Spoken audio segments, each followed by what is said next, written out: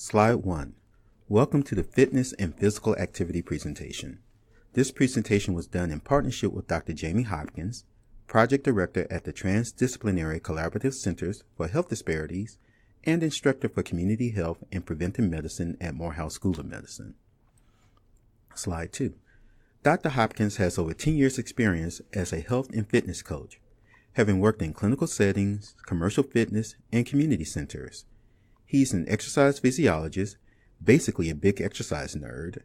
As a public health researcher, he has done work in workplace wellness, community health, policy systems, and environmental change strategies.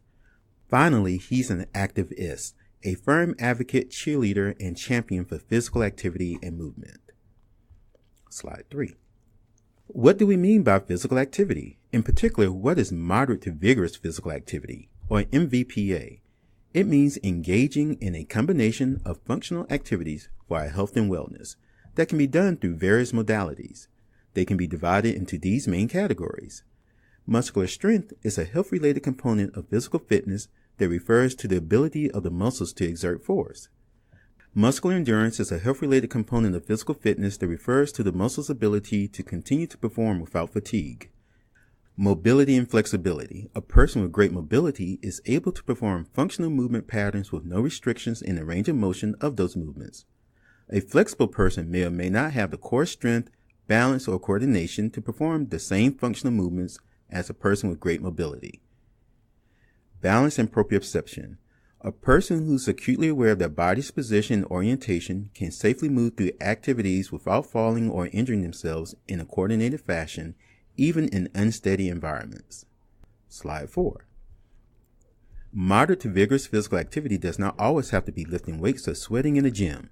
It can involve numerous activities that moves your body and increases your heart rate, such as walking, gardening, playing recreational sports, or even dancing. Slide 5. What are the benefits of moderate to vigorous physical activity? It improves brain health and mental wellness. It lowers blood pressure and improves cardiovascular strength. It aids in metabolism and digestion. It strengthens bones and supports good joint health. And it increases respiratory health and capacity. Slide 6. Moderate to vigorous physical activity has many other health benefits, including improving those with heart disease, reducing one's risk of cancer, or improving health after cancer. It lowers one's risk for diabetes or helps a person better control it. It prevents some forms of mental illness and helps those suffering from depression. And of course, it helps with those trying to maintain a healthy weight or lose weight. Slide 7. As you see, physical activity can make you feel younger, smarter, and stronger. Slide 8. And why is this important? Only half the adults living in Georgia get enough physical activity. That means being active at least 30 minutes a day. And as you can see, young people need even more, at least 60 minutes a day. It is important that being active at a young age helps you be active as an adult. Slide 9. So what happened? How did we become so inactive? Well, years ago, when we had to hunt for our food, we burned over 5,000 calories a day. But as we became more advanced, we did less active work. So while we are still eating the same amount of food, if not more, we are burning far fewer calories. In other words, we burn way more calories when we have to run for our lives instead of running to get ready for the summer. Slide 11. Another reason we aren't as active is because we think it's hard, it isn't fun, there's just not enough time. However, as you can see, as the chief medical officer for your community, a community health worker must be sure his or her clients understand that in order to be healthy, moderate activity is just as important to their health as to what they eat, their behaviors, and how they feel. Slide 13.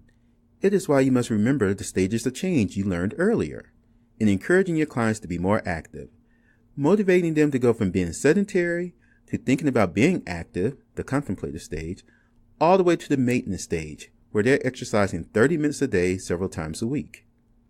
Slide 14. So how can we do that? Well, there's a yet simple and fun way called instant recess. Slide 15. Instant recess is a concept created by Dr. Tony Yancey, a mentor of Dr. Hopkins. She created a program people could be active 5 to 10 minutes at a time, several times a day. It could be done anywhere, tailored to fit all cultures, styles, preferences, and levels of mobility. Finally, it's a quick way for people to learn more about their health and their bodies.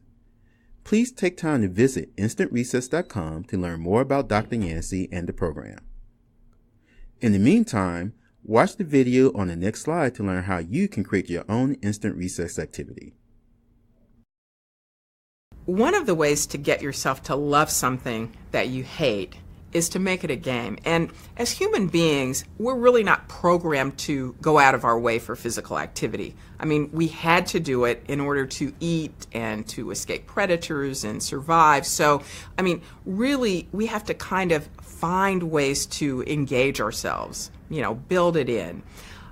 Making it a game can be done by issuing a challenge, keeping score, and then limiting the time frame. So let's say I want to do stairs.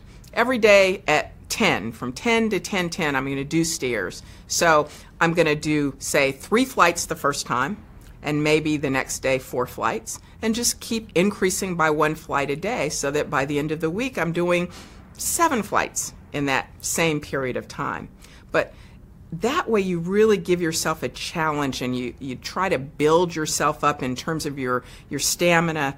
And really, our research suggests that if physical activity is enjoyable, then people are more likely to sustain it. So whatever you can do that makes it fun to do, that you can frame it as something enjoyable versus drudgery or obligation, is really going to help in the long run.